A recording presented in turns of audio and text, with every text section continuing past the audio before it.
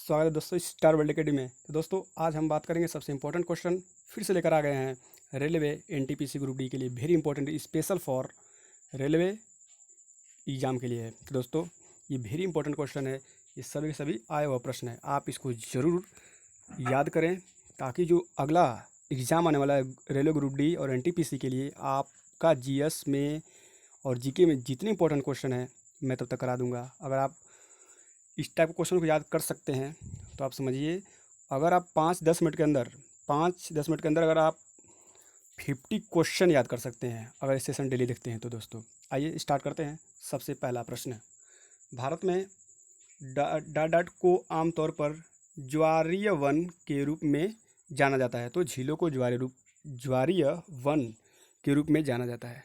ठीक है, अब इसके उदाहरण कौन है, यानी ज्वारीय वन के उदाहरण क्या क्या है?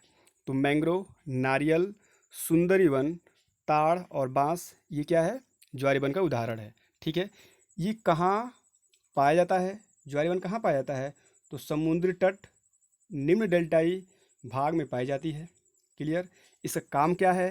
तो ये समुद्र तट रेखा को स्थिर करती है और समुद्र द्वारा हो रहे कटाव से तटबंध की रक्षा करती है। ठीक है, समझ में आ गया? अब इसका प्रमुख क्षेत्र कौन कौन सा है, यानी कि ज्वारीय वन का प्रमुख क्षेत्र कौन कौन सा है? तो गंगा, ब्रह्मपुत्र, महानदी, कृष्णा, गोदावरी, कावेरी और डेल्टाई, जो डेल्टा नदी द्वारा जो डेल्टाई भाग होता है पूर्वी पश्चिमी तट, वो भारत में ज्वारीय वन का प्रमुख क्षेत्र है। ज्वारीय वन का प्रमुख क्षेत्र है। क्लियर हो गई? ठीक है दोस्तों, तो ये वेरी इंपॉर्टेंट क्वेश्चन था। इसमें और कुछ इंपॉर्टेंट पॉइंट है, इसमें ध्यान याद कर लीजिएगा। अब ये तो हो गई ज्वारीय वन। अब उसमें था वृक्ष पर्वतीय वनस्पति कौन कौन होते हैं? तो ओक, चेस्टरनट, फिर होता है मैपिल, देवदार, एल्डर।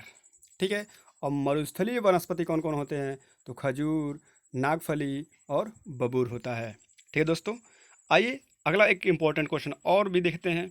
ये बहुत ही इंपॉर्टेंट क्वेश्चन है दोस्त, इसको आप ज़रूर तैयार कर लें। ठीक है, आइए देख लेते हैं इसको भी, ये बहुत ही इंपॉर्टेंट है। यानी कि भारत का 48वां अंतर्राष्ट्रीय फिल्म महोत्सव 2017 आयोजित किया गया। तो इम्पोर्टेंट है दोस्तों, क्योंकि परीक्षा 2018 में हुआ था ग्रुप डी वाला, तो इसलिए आपका एक साल पीछे पूछा था, यानी कि 17 का पूछा गया था। ठीक है, तो ये कहाँ हुआ था? तो गोवा में हुआ था, यानी हमेशा गोवा में होता है। और राजधानी इसका पणजी है, गोवा की राजधानी पणजी है। ठीक है दोस्तों, अब याद रखिएगा एक चीज़ कि अंतर्राष्ट्रीय फिल्म महोत्सव ये 1992 में स्थापित की गई थी। ये प्रति वर्ष गोवा में मनाया जाता है। क्लियर हो गई? प्रतिवर्ष गोवा में मनाया जाता है, इतना याद रखिएगा। क्लियर? अब ये 49वां जो था 2018 मनाया गया था।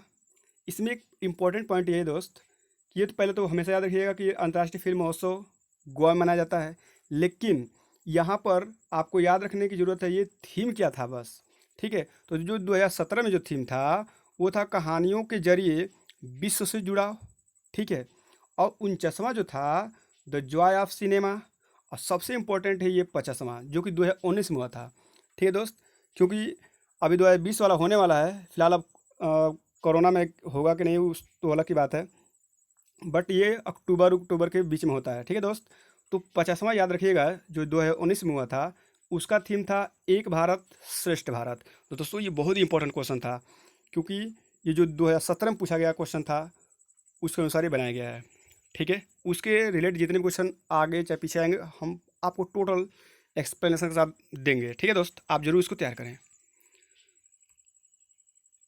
अगला प्रश्न देख लेते हैं, वेरी इंपॉर्टेंट क्वेश्चन। यह है डॉट अभिक्रिया तब होती है जब सोडियम सल्फेट बेरियम सल्फेट के साथ अभिक्रिया करता है। तो याद रखिए दोहरा विस्थापन अभिक्रिया तब होती है जब सोडियम सल्फेट बेरियम सल्फेट के साथ बेरियम क्लोराइड के साथ अभिक्रिया करता है। ठीक है, चलिए अब ध्यान दीजिएगा डाउन विधि होता है। डाउन विधि पिघले हुए सोडियम क्लोराइड के विद्युत अपघटन से सोडियम धातु बड़े पैमाने पर प्राप्त की जाती है, यानी डाउन विधि से याद रखिएगा, यानी सोडियम धातु बड़े पैमाने पर प्राप्त की जाती है। अब प्रश्न होता है कि प्राप्त तो हो गया लेकिन सोडियम धातु रखेंगे कहाँ? तो याद रखिएगा सोडियम, ये बहुत इंपॉर्टेंट क्वेश्चन है। सोडियम धातु को हम लोग किरोसिन तेल के अंदर डुबा कर रखते हैं। ठीक है दोस्त, चलिए दोस्तों अब हम लोग देखते हैं लास्ट आज का प्रश्न है, बहुत इंपॉर्टेंट प्रश्न, इससे ज़्यादा क्वेश्चन पूछा जाता है। फिटकरी इसका उदाहरण है, तो द्विक लवण का एक उदाहरण है। ठीक है, और सूत्र क्या होता है, K2SO4Al2SO4 थ्राइस N224H2 होता है। और ये भी याद रखिएगा, इसको यानी फिटकरी को हम लोग एक और नाम से जानते हैं, जिसको बोलते हैं पोटास एलम, यानी पोटास एलम के नाम से भी जानते हैं फिटकरी को। क्लियर, इसका उपयोग यानी प्रयोग क्या होता है, यानी उपयोग कहाँ होता है, तो याद रखिएगा, जल को शुद्ध करने में फिटकरी का प्रयोग किया जाता है, चमड़े उद्योग में फिटकरी का प्रयोग किया जाता है, और कपड़ों की रंगाई में फिटकरी का यूज किया जाता है। वेरी इंपॉर्टेंट ये दोनों क्वेश्चन है दोस्तों, डायरेक्ट क्वेश्चन पूछा जाता है, आप जरूर इसको याद रखें। सोडियम क्लोराइड और एक होता है सोडियम सल्फेट। और याद रखिएगा, सोडियम क्लोराइड को हम लोग साधारण नमक कहते हैं, और सोडियम सल्फेट को ग्लोबल साल्ट कहा जाता है। सोडियम सल्फेट को ग्लोबल साल्ट कहा जाता है। दोस्तों आज का सेशन कैसा लगा, अगर अच्छा लगा है तो लाइक सब्सक्राइब और शेयर करिए। अगर आप सपोर्ट करते हैं तो मैं इस तरह आपको बेस्ट से बेस्ट वीडियो लाता रहूँगा।